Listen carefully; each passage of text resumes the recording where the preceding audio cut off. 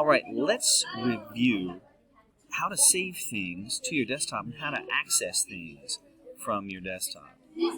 I want to click on File, and then I want to export this. Quick export is so File, then Export. Quick export is PNG.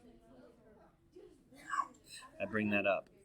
I want to find my desktop over here in the left-hand border. If you don't find it, look for this PC. When you do that, your desktop may appear up here. Click Save, and it will save your file where? To the desktop.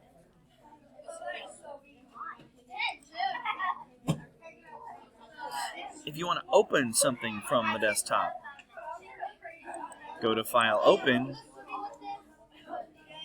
If you don't have desktop here, what are we looking for? This PC. Double-click Desktop, find what you're looking for, and open it up. And that is how it's done. Thank you.